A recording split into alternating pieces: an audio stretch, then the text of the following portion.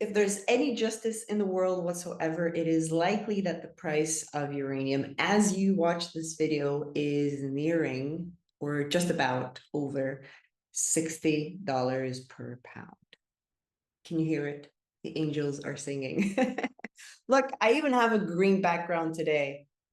I want to tell you something that I'm seeing in the market. I'm seeing in investors' behaviors, and I'm a little bit concerned because I think most of us don't realize that we uranium investors, we have a strange dynamic going on, and it is both a blessing and a curse. It's the same thing commingled.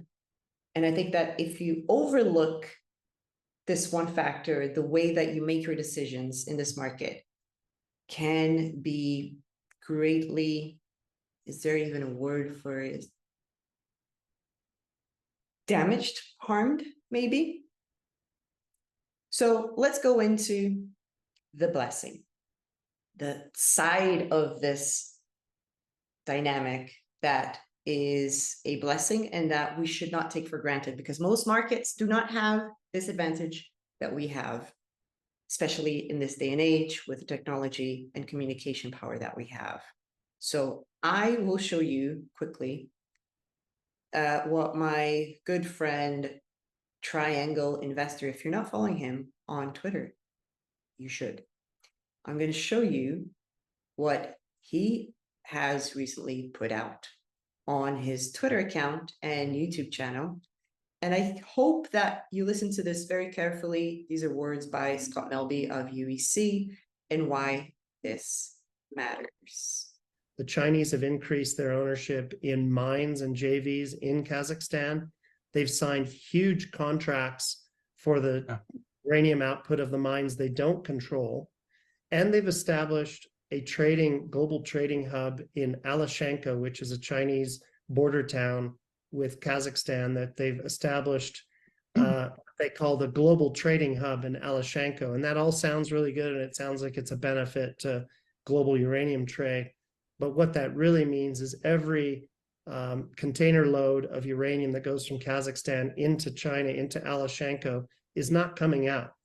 It's going, they may allow it to be traded in some way, shape, or form at that trading hub, but the uranium is ending up in a Chinese reactor. And I don't blame the Chinese. They have one of the fastest growing nuclear power programs in the world, or the fastest. They'll surpass the US in this decade at this pace.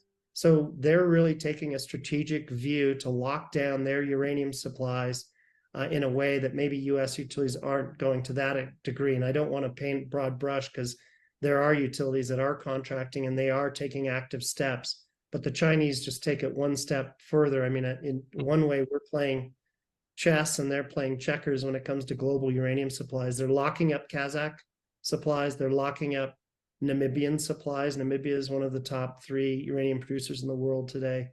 So this has big implications, because it's really going to be a big push for Canadian, American, Australian producers, maybe African producers that don't have Chinese control. Yeah. Really will see a premium and a lot of attention on those mines that aren't controlled by China or Russia.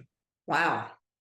Okay, so if you didn't know about this, then I hope that helps you to catch up on what's happening. There is a great Eastern and Western divide happening right now. But what I want to focus on is on the fact that we have the advantage in this market, in the uranium market in particular, that we are always looking into the future. And whatever information we have from utilities, from producers, it's very much forward-looking. It's telling the story of any time from the next 24 months to the next 10 to 15 years. That's the advantage, right? We love it. And we almost play around a crystal ball, trying to guess where the price is going to be. But there's a problem in doing that. And the problem is the same. Our advantage is also our curse, the blessing and the curse, all in one. And that is the fact that we're looking into the future. We're trying to ascertain what price is high enough for new production to come online and what price will be good for new mines, not just new production from current mines. And we're trying to guess at which point the imbalance rebalances. Does that make sense? I hope so. Now, in doing that, we're doing two things. One is we're forgetting about everything else. That's another matter. And number two, what we're looking at is financial models that are based on numbers that currently do not exist. You must know this. I know a lot of you have been following the uranium thesis, and the way that you do your basic due diligence is quite thorough, and you look at the numbers and you try to play around with sensitivity analyses, and you understand that the deposit you're buying today will only be economical at X price. Now, the issue with holding on to a piece of virtual paper that says that this deposit will be economic at $60, which we've all been waiting for, and you look at the date of that study and it was done 3 to 5 to 7 years ago, you kind of have to question it and think, okay, what are those numbers now? And I can tell you, 60 today is not 60 from 2 years ago. Heck, it's not even 60 from 1 year ago. Now, the new companies that are putting out financially sound studies, such as GoviX, are showing you the real situation with mineral extraction in general. They're telling you the price of this thing needs to be not just 60, but 70, 75 plus to make the average deposit economic. Now, when you look at that, it's all good to look into your crystal ball, look into the future, look at the crazy dynamics of supply and demand and say, I know, or I have a good guess of where we're going. That's fine. That's what we're doing here. We're all making bets towards that when we invest in uranium today, unless you're investing in something that's already cash flowing, like, Cameco and Kazatomprom. Not much around that, not much outside of that. But when you're looking at companies that have yet to produce, you have to understand and accept that those numbers need to be massively updated, and that maybe what you think is cheap will be cheap once the price of uranium gets to a certain level, which is higher than you expect. It's all good if you understand that, and if you're patient enough to hold the stock until the market buys into that story. If you can see 10 years into the future and you can't withstand the volatility that always happens in junior mining, then it doesn't matter. Looking 10 years down the road does not matter if you can't hold it. But the other thing is that you have to understand you're sometimes, not every time, there are exceptions to this, but sometimes you're making a bet that the deposit you have today will be comparatively cheap in the future and that it's not cheap today. I know I'm not supposed to say that because uranium investors are very positive about everything at all times, and we always think that everything is cheap because we believe that the price is going to go to 100 to 150 to 200, whatever your magic number is. When that happens, then your deposit will be cheap. Until it happens, maybe your deposit is completely uneconomic. I'm sorry to say it, that is the truth.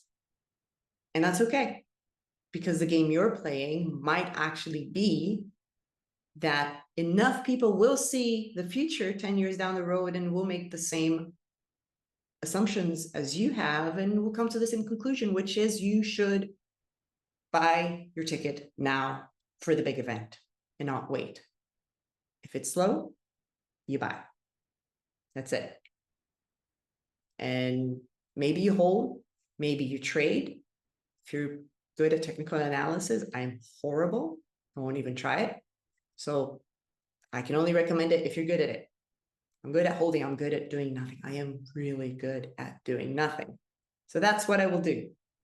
In the companies I believe in, I will hold until the price thesis happens.